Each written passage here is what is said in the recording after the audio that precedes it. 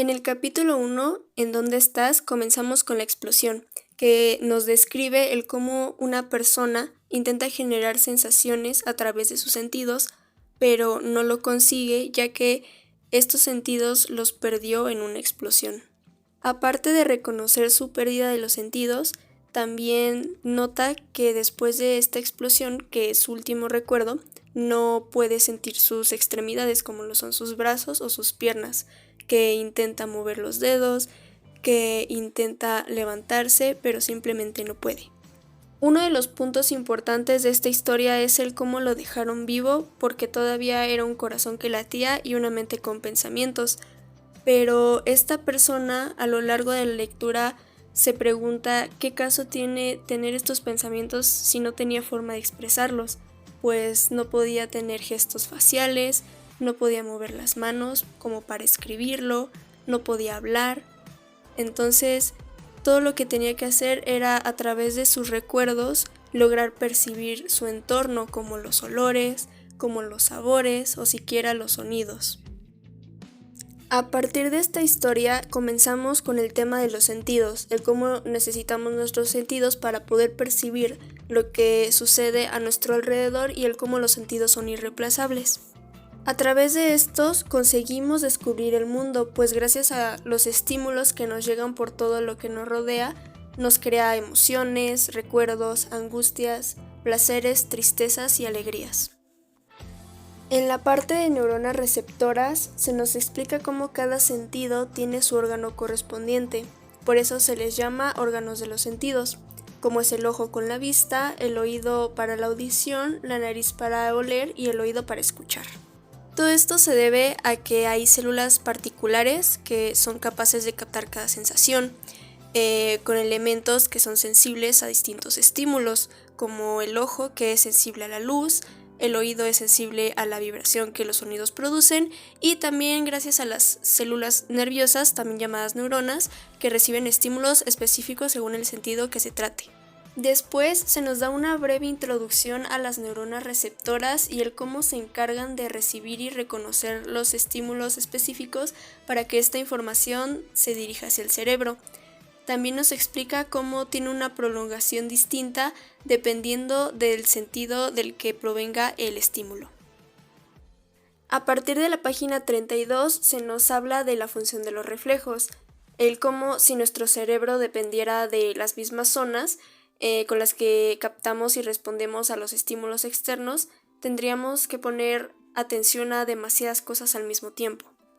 Pero, ¿qué es un reflejo? Pues un reflejo es una respuesta que se lleva a cabo inconsciente e involuntariamente. Generalmente los reflejos se dan como por una reacción muscular que sucede automáticamente en respuesta a una estimulación. Y es aquí donde entra el medio externo y el medio interno.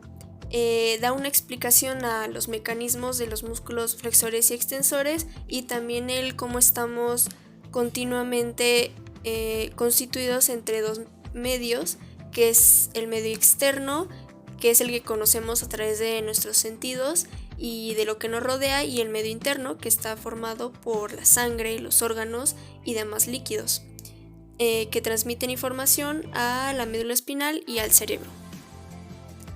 Gracias al sistema autónomo suceden cosas como la presión arterial, la frecuencia cardíaca y la digestión de los alimentos.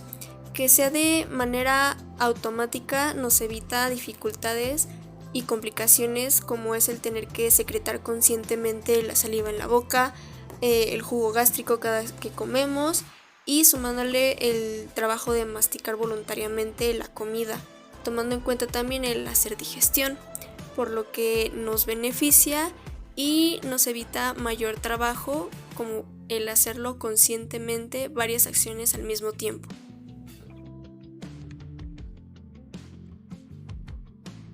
Gracias al lenguaje nos comunicamos, pero no es la única forma de hacerlo, pues también solemos comunicarnos a través de miradas, gestos, sonrisas, exclamaciones o incluso actitudes corporales. Asimismo, para que suceda todo esto, también se necesita una comunicación entre neuronas.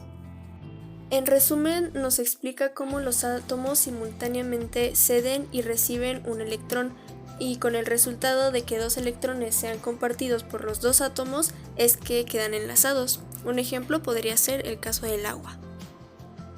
Algo curioso es que mediante reacciones químicas depende la manera en la que la célula puede obtener energía de los alimentos, puede reproducirse, llevar a cabo sus funciones de manera adecuada y de manera general. Gracias a esto se obtiene energía de los alimentos, se reproduce y se lleva a cabo las funciones específicas a las que están destinadas, como puede ser la contracción muscular, la secreción de líquidos y el envío de señales hacia otras regiones. Se nos habla de cómo las proteínas secretan las moléculas, las exportan para que actúen sobre otras moléculas o sobre otras células. Y un ejemplo podría ser la exportación en los procesos digestivos.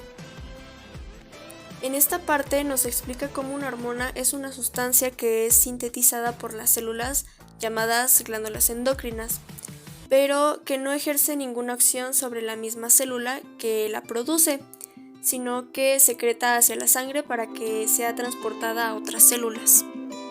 Y un punto que también se aclara es que la sangre no solamente lleva las hormonas, sino también el oxígeno, los anticuerpos y al mismo tiempo se encarga de los desechos de todas las células.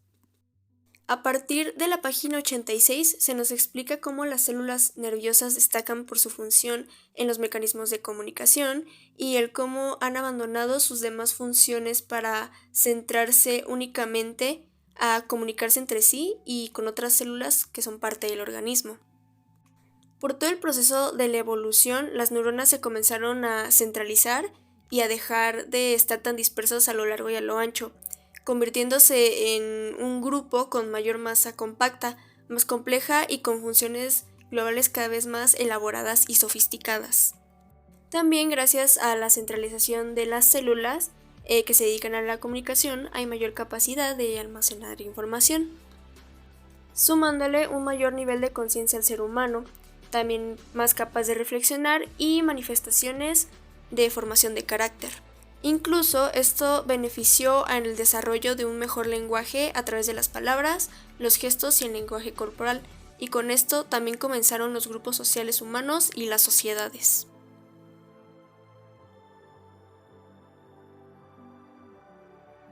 En el principio de este capítulo se nos explica una de las teorías de Aristóteles, que decía que el cerebro es frío mientras que el corazón es caliente, por lo cual este es capaz de enfriar al otro y mantener un equilibrio que no se encuentre ni en un extremo de calor ni en un frío excesivo. También de manera breve se nos da una introducción al descubrimiento de la textura y forma del cerebro, el cómo cada autor tenía una comparación o una referencia a este. En cómo ver las neuronas se nos habla del descubrimiento de Golgi y el uso de la sal de plata para teñir las células nerviosas. Con esta teoría fue posible observar por primera vez una neurona íntegra. Y Santiago Ramón y Cajal realizó el estudio más completo acerca del sistema nervioso, descubriendo todos los tipos de neuronas y las distintas regiones del cerebro y el cerebelo. Existe la comparación entre cómo está constituida una célula y una neurona. Por ejemplo, algo que caracteriza mucho a la neurona es que tiene una porción receptora de señales que se forman gracias a las dendritas ramificadas, la soma o el cuerpo, y que cuenta con su núcleo. También que tiene una maquinaria química para fabricar proteínas y otro tipo de moléculas, además de que es la porción encargada de manejar e integrar la información. Después de los capítulos anteriores queda claro que las neuronas no están distribuidas al azar, sino que están organizadas de una manera extraordinariamente precisa. Incluso se les hace comparaciones con una ciudad. También cabe aclarar que las neuronas funcionan mediante los circuitos y estos circuitos establecen o constituyen la parte fundamental del cerebro. Se dice que el cerebro es un conjunto de neuronas organizadas en sus arreglos tridimensionales y en sus conexiones. Aquí es donde se nos da a conocer las células gliales o neuroglías, que son aún más numerosas que las neuronas, pero no tienen las mismas funciones, como reacción o procesar información a otras células. Y aquí es donde se da a conocer los astrocitos, que tienen forma de estrella y su función es múltiple, pues se encargan de proporcionar soporte y este soporte le da consistencia al cerebro. También se encargan de reacciones químicas para el funcionamiento de las neuronas.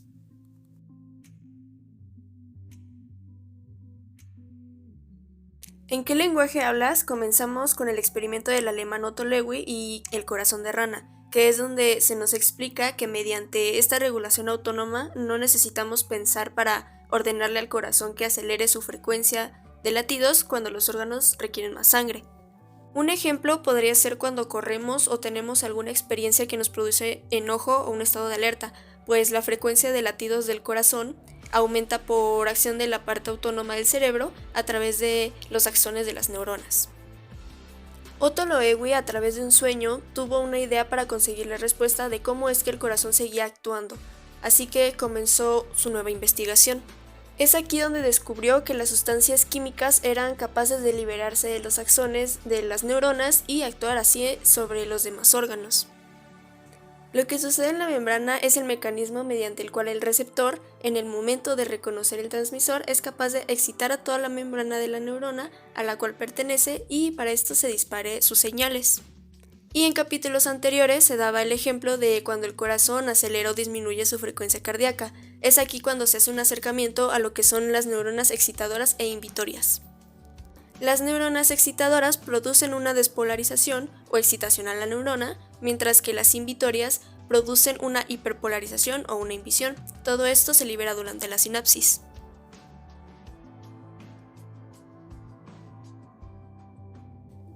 En ¿Quién eres?, a partir de la página 161 se nos narra la historia de Phineas Gage, que en 1848 tuvo un accidente en el trabajo donde perdió parte de su cerebro, y sorprendentemente sobrevivió después de haber sufrido un accidente tan grave.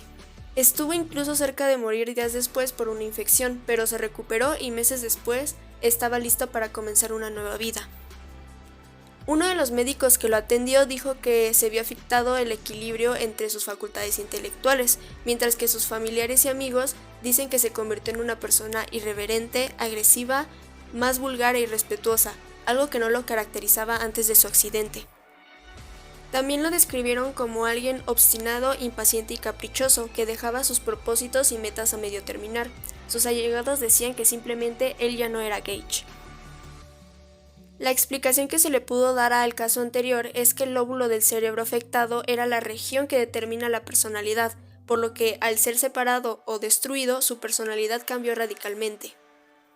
Años después, entre 1935 y 1950, se realizaron operaciones quirúrgicas conocidas como lobotomía frontal, en el cual los neurocirujanos hacían prácticamente lo mismo que la barra en el caso de Phineas, desconectar el lóbulo frontal del resto del cerebro.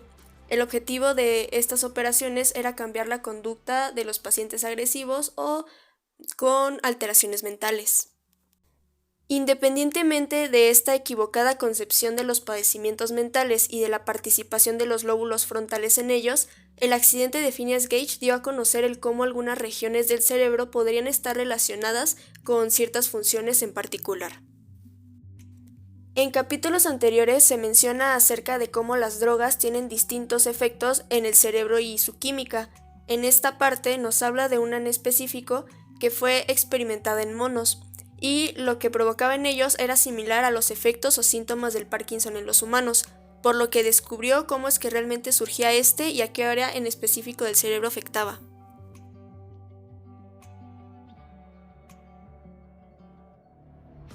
Nuestro cerebro es el encargado de hacer cosas como lo es el imaginar, el diseñar, el confiar, el desear, el juzgar, soñar, despreciar, decidir, rechazar o apreciar. Y esto es de manera consciente o inconsciente.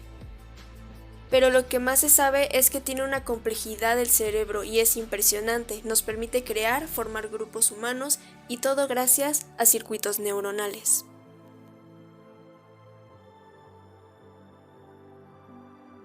Este libro, capítulo por capítulo, nos describe la importancia del conocimiento, de la estructura y del funcionamiento del sistema nervioso, el cómo es un requisito para la comprensión del funcionamiento normal y anormal del organismo en diversos aspectos. Me gustó mucho cómo capítulo por capítulo iba generando una conexión de un tema con otro.